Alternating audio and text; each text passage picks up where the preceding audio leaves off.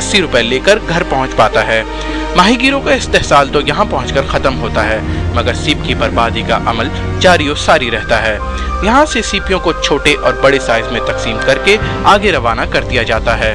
छोटी सीपियाँ आराइशी अशिया तैयार करने के काम आती हैं, लेकिन उनको तैयार करने वाले गरीब अफराद को इस बात का इदराक नहीं कि छोटी सीपियों का शिकार सीप की नस्ल कशी के मुतरादिफ है, क्योंकि इनमें मौजूद कीड़े अफजाइश के अमल से गुजर रहे होते हैं। मेहनत और अक्रेज़ी से तैयार किए जाने वाले ये शो पीस हर दौर में अपनी इनफरादियत की वजह से पसंद किए जाते रहे हैं, और आज भी इनकी मांग का अंदाजा इस बात से लगाया जा सकता है कि कराची के बाजारों में ये शो पीस हजारों रुपए तक में फरोख्त किए जाते हैं। कितना खूबसूरत है ये शो पीस, शायद इसलिए कि इन्हें छोटे छोटे और मासूम हाथों ने बनाया है।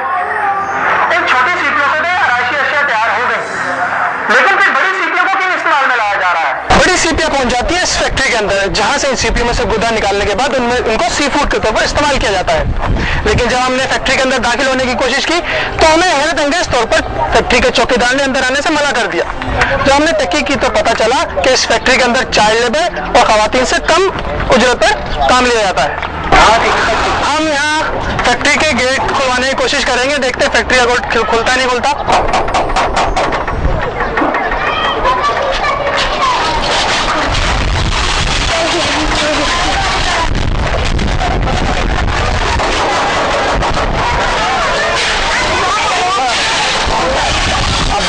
फैक्ट्री का गेट खुल नहीं रहा है, ये लोग जानबूझ को नहीं खोल रहे हैं।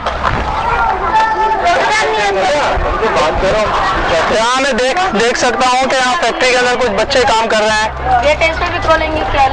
और मैं देख सकता हूँ कि काफी मिकदार के अंदर केमिकल ड्रम्स, जो एक जिन ड्रम्स के अंदर केमिकल आता है वो भी पड़े हुए बहुत ज्यादा मिकदार के अंदर।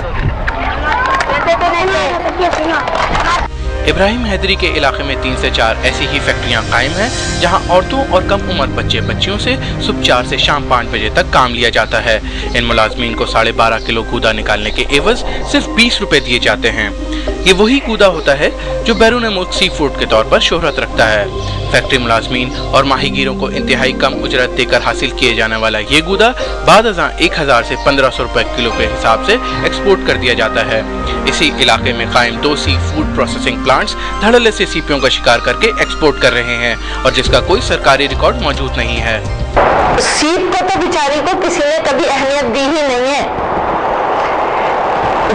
इसको तो अहमियत हमारी गवर्नमेंट ने भी नहीं दी है अब तक। इसके ऊपर तो कोई हाथ रखता ही नहीं है। इतना हो रहा है। अब आप एक लेमैन है, आप मुझे आके बता रहे हैं कि वहां लोग सीप पकड़ते हैं और एक्सपोर्ट करते हैं, लेकिन कहीं आपको ये लिखा हुआ नहीं मिलेगा।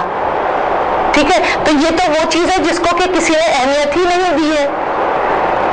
आखिर वो चीज पकड़ी जा रही है तो वो कहीं अननोटिस्ड क्यों जा रही है? उससे कुछ तो किसी को पैसे मिल रहे होंगे, वो रेवेन्यू कहाँ जा रहा है? उसका कहीं हमारे उसमें इंदिराज है? हमारे गवर्नमेंट के पास जो चीज है उसमें क्या इंदिराज है? ये लोगों को इंफरादी तौर पे जरूर उससे फायदा हो रहा है, लेकिन हमारा समुद्री सिस्टम जो है वो खराब हो रहा है, उसमें डिस्टर्बेंस हो रही है, उसका प्रोपोर्शन जो है वो खत्म हो रहा है, और जो है हम अपनी चीजों को खत्म कर रहे हैं।